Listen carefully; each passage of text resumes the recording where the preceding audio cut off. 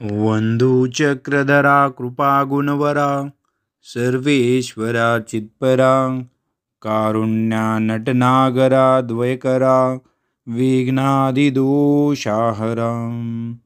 सबंधे जडजीवतारुणिवरा भूताकृताधिधरा दातारा करुणाकरा वर्मते द्यावी विभो गुर्जराम द्यावी विभो गुर्जराम। पूर्ण परब्रह्म परमेश्वर अवतार सर्वज्ञ श्री चक्रधर स्वामींच्या चरणी कोटी कोटी दंडवत प्रणाम। मंडळी, आज आपण आरणगाव म्हणजेच अरण्यग्राम स्थानवंदन करत आहोत। तालुका जिल्हा अहमदनगर। आरणगाव हे अहमदनगर दौंड मार्गावर 8 किलोमीटर अंतरावर आहे। नेप्तीहून आरणगाव केडगाव मार्गे 9 किलोमीटर आहे व अहमदनगर मार्गे गेलो तर आपल्याला 14 किलोमीटर अंतर आहे। आरणगाव म्हणजेच अरण्यग्राम हे महास्थान आहे। सर्वज्ञ श्री चक्रधर स्वामी अरणगावला पूर्वार्धात व उत्तरार्धात 2 वेळेस स्वामी आरणगावला आले होते। पूर्वार्धात स्वामींचे 15 दिवसांचे वास्तव्य आरणगावला होते व उत्तरार्धात स्वामी 1 महिना आरणगावला वास्तव्य केले होते। पूर्वार्ध काळात सर्वज्ञ श्री चक्रधर स्वामी मांडवगणहून आरणगावला आले होते आणि उत्तरार्धामध्ये नारायण डोहावरून आरणगावला आले होते। तर मंडळी, आपण आरणगावची लीला श्रवण करणार आहोत। आरणगावची स्थाने म्हणजे एकूण 7 स्थाने आहेत। पूजा आरोगना स्थान, वेडे स्थान, सोंडी आसन स्थान, लहामायसाची विचारपूस करणे स्थान, परत आसन स्थान, लघु परिश्रय स्थान, अवस्थान स्थान असे एकूण 7 स्थाने आरणगावला आहेत।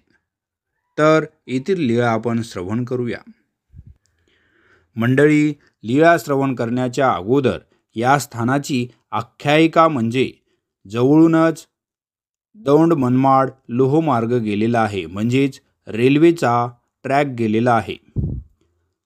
जेव्हा ट्रॅक बनवायची म्हणजे जाणार होता, बांधकाम चालू होते, तेव्हा हा ट्रॅक आपल्या ह्या मंदिराच्या स्थानावरून जाणार होता आणि त्यांच्या हा म्हणजे मॅप पूर्ण तयार झालेला होता। पण सर्वज्ञ श्री चक्रधर स्वामींच्या आशीर्वादामुळे असा काही प्रकार घडला की तो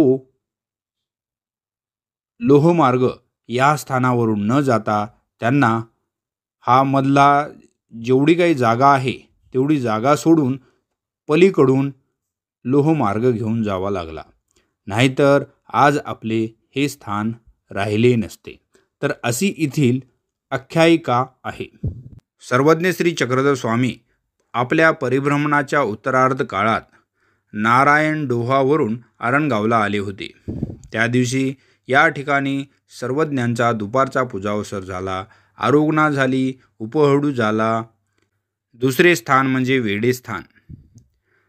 सर्वज्ञांच्या काळात येथे नागनाथाचे देऊळ होते।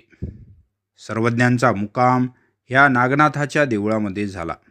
तेव्हा येथे पटीशाळा होती।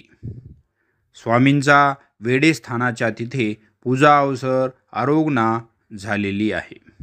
सोंडी आसन स्थान बाजूलाच आपल्याला मुख्य देवळाच्या मुख्य दरवाजाच्या आत उत्तर बाजूस सभा मंडपात सोंडी आसन स्थान आहे। या स्थानावरची लीळा म्हणजे सर्वज्ञ श्री चक्रधर स्वामी नारायण डोहावरून आल्यावर प्रथम त्यांचे येथे आसन झाले होते। वेळी द्रविडाबाईसा आपले अंग घामाने भरलेले आहे, घामाने भिजून ओले झालेले आहे, म्हणून बाजूलाच असलेल्या ओढ्यावर हातपाय धुण्याकरता गेल्या। बाह्या मागे सारून हात काखेपासून उघडे करून धुवू लागल्या. त्यामुळे त्यांना बाईसा रागावल्या आणि हा प्रकार स्वामींनी पण पाहिला होता. हातपाय धुतल्यावर द्रविळसा बाईसा सर्वज्ञांकडे आल्या. तेव्हा स्वामींनी त्यांना शिक्षापन केले आणि सांगितले, लज्जारूप धर्म स्त्रियांच्या शीलाचे रक्षण करणारा आहे, म्हणून तुम्ही लज्जेनेच वागले पाहिजे. दुसरी लीळा म्हणजे ज्यावेळी गुरुवाचे आसूचे नारळ चोरीस गेले, त्यावेळी साधा गुरुवाला अपशब्द बोलली. तेव्हा स्वामींनी साधाला येथेच शिक्षापन केलेले आहे. लहामाईसाची विचारपूस करणे स्थान येथेच आहे. लहामाईसा म्हणजे साधांची आई. त्या आजारी पडल्या होत्या. त्यांना भरपूर ताप आलेला होता. तेव्हा सर्वज्ञ श्री चक्रधर स्वामी तेथे जाऊन लहामाईसाची विचारपूस करतात, चौकशी करतात. तेव्हा लहामाईसा म्हणतात, असा ताप मला जन्मोजन्मी यावा की ज्यामुळे सर्वज्ञ माझे नेहमी विचारपूस करतील. अशी ही लीळा या स्थानाची आहे. आसनस्थान. सर्वज्ञांच्या वेळी इथे गुंफा होती आणि त्या गुंफेतील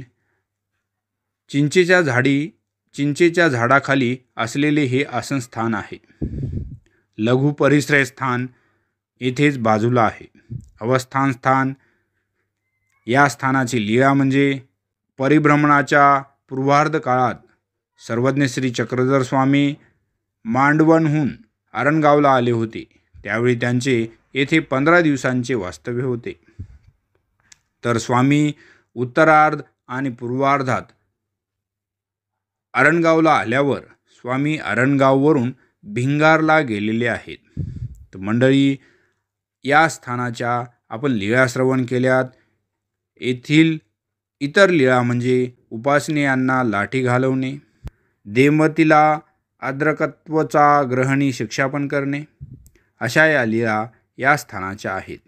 मंडळी, व्हिडिओ आवडला असेल तर व्हिडिओला लाईक करा आणि हा व्हिडिओ आपल्या मित्रपरिवारामध्ये शेअर करायला विसरू नका. भेटत जाऊ आपण अशाच नवीन कार्यक्रमात. तोपर्यंत तुम्हा सर्वांना राम फासगेचा सादर दंडवत प्रणाम.